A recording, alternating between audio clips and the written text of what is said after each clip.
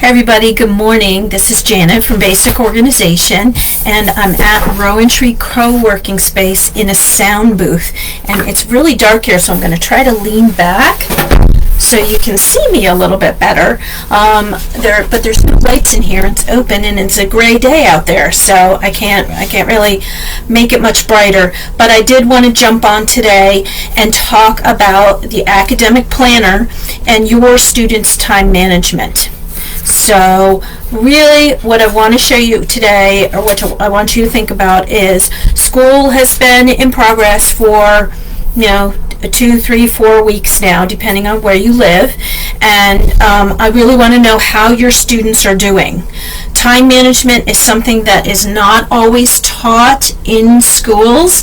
I hope they're doing a better job of it these days than when my children were in school, but I don't really know. I always thought it really depended on the time management skills of their teacher, on whether the kids really picked up any time management learning throughout the year. So for many, many years now, schools have been providing academic planners for their students. And I believe they, at least in my school district, they give them to the kids very early. And unless huge changes have been made and your school district is really focusing on better time management, the planners that they give out are really just glorified to-do lists. Right? All they do in there is they math, and they write what their homework is, social studies, what their homework is. That really has nothing to do with time management. So especially when your children are a little bit older and a little more independent, that's when we as parents start to see problems with our kids, that they're having struggles with managing their time, figuring out, they'll have 6 or 7 classes, and they have to figure out when they're going to get the stuff done around the rest of their life. So we're going to be actually doing a lot of talking about that. So first of all, you want to encourage them to write things down. Now, of course, a younger person has a better memory than someone with a little gray hair like mine, but that doesn't always mean that they can manage their time really well and remember everything they need to.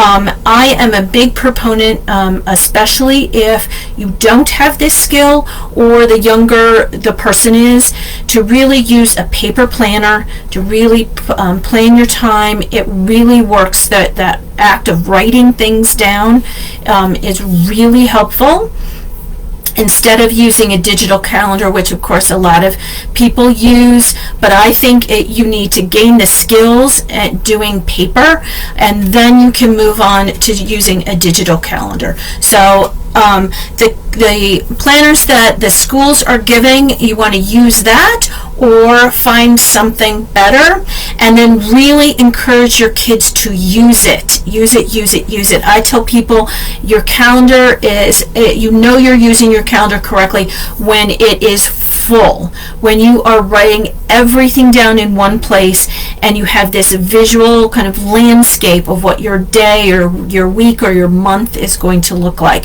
And so you want to encourage your kids, at the beginning of the year they get this nice, clean, beautiful planner. It's not working for them if it stays clean and beautiful. It needs to be used. So I wanted to call your attention to a planner that is out on the market, and after I finish this live, I will put some links in the comments for you.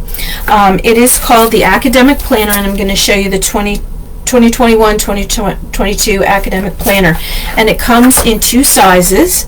So this is 8.5 by 11, or like a regular size notebook, and then this one, see, is a little bit smaller. So again, if your student wants to carry a smaller backpack, or anybody else would want to use a smaller one, it does come in 2 different sizes.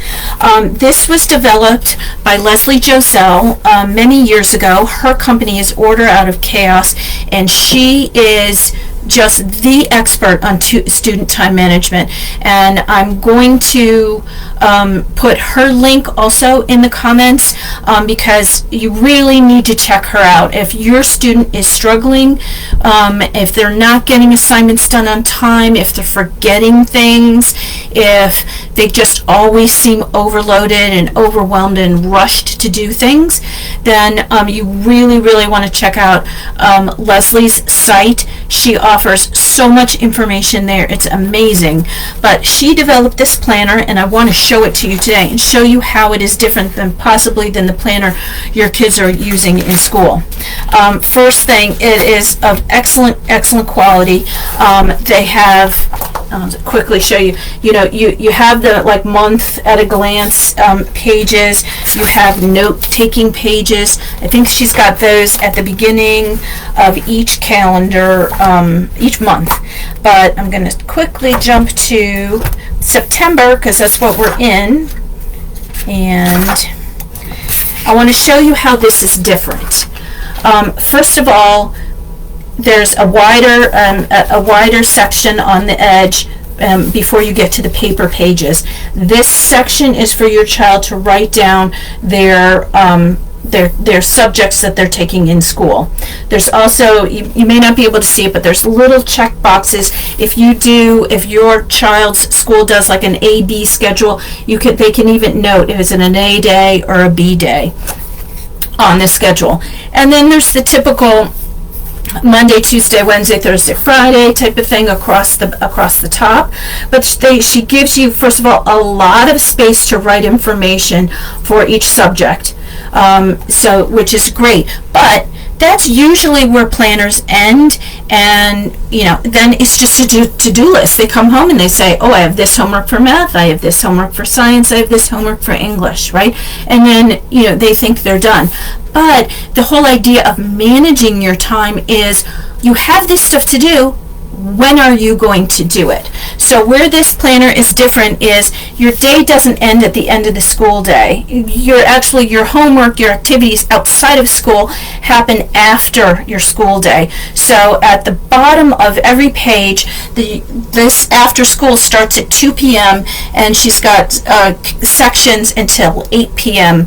to where your student can plan what they're going to do when they're going to do it, because we all have kids who have extracurricular activities. So if they have soccer practice on Tuesday, they can go ahead and mark it the time they have soccer practice on Tuesday, and they know that they can't get any homework done during that time, right? So they can put all of their regular after-school activities on this part of the planner, and then they can visually see what time they have left in their afternoon and evening. Actually, at the end of each week too, I also want to note that they do have a section. There's a section for Saturday and on Sunday, because if your kids need that academic homework time, you can go ahead and plan that as well. But I also, again, use this calendar, write everything down, get them used to that idea. If you think about it, if you are work outside the home, you have a regular schedule, or if you're working at home but you have a job that you work 9 to 5, you plan that part of your day, right, during the day, and then you also know what you're doing that evening or that weekend, and you should be putting it on a calendar. And then she's got this good little section here down at the bottom that's remember to, because when you open this up like any other planner and you see the whole week, it gives you, they can do an overview, maybe on Friday afternoon when they get home from school, or on Sunday night before school starts. They can review what they've got for the week, like what they did at the end of the week. They can look at what is left at the end of the week. Do I have any big projects coming up? Do I have to write a paper? When is that due? That's due in 3 weeks. Let's break that down, because like every parent, we don't want to be have a child crying at 8 p.m. at night that they have a project due tomorrow and they haven't even started it, right? So Leslie's got in the front of this, in the front of the academic planner, she's got a great sample list I've also seen she does have, I think she still has stickers, which are fabulous. If you have a creative child, let them use stickers in this planner. Let them use colored pens, whatever works. Do it. But she also has some sample pages here for your child if they have a big exam coming up or a big project coming up. You want to break it down. How can you do these little small things? Children and some adults don't process this very well. Oh, I have an exam in my history class a week from Friday. Do I sit down and study on Thursday night? Of course, a lot of kids do. But if that's all the studying you do, then you're rushed, you're overwhelmed. It's a very anxious time, right? A lot of students, if you work with your student to break down what needs to be done, okay, so you can use this example planning sheet. This is on the test is on 3 chapters. Okay, I'm going to study this chapter on this night. I'm going to review this chapter on this night of the week. They can go ahead, perfect. Make a plan, and then that's where this becomes really great. You can see, again, I have piano lessons on Monday, so I'm going to be busy for an hour and a half with those. But I have time on first chapter. I'm going to review the first chapter for the test, and I'm going to take notes. Then 2 days later, I'm going to review the next chapter, and I'm going to take notes. And then another day, I'm going to review the final chapter. And then, I have a little bit of time, so I'm going to try to plan to get together with my friend that's in the class, so we can study together the night before the exam. So then all of a sudden, they have it planned out, and then they can see when their math teacher assigns homework, like, wow, I'm going to be really busy on Thursday studying for this test, so I need to get my math homework done quickly. The stuff that's assigned, say, Thursday and school, I'm not really going to have time on Thursday night to do it. So maybe you sit down over lunch and do it, or you do it during your study period. But this planner is so helpful for kids to really visualize what they have to do and then to plan it. And again, just really I want to say push your student, support your student in writing everything down.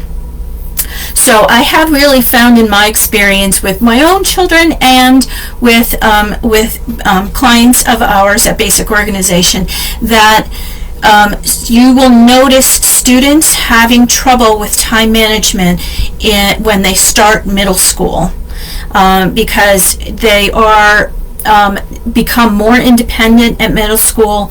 They have more teachers, and they move from class to class, and they have to really have a better concept of time and planning their schedule and planning their day, their activities.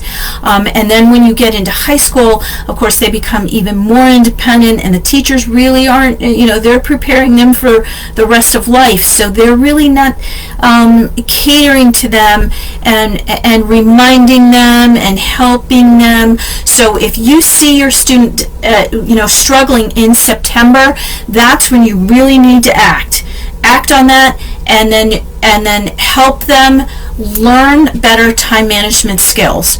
So I'd like to thank you all for joining me today, and I hope this information was helpful. And as I said, I will put a bunch of information in the comments, and I'm going to try to do more lives, so I hope you can join me. Thank you. Have a great day.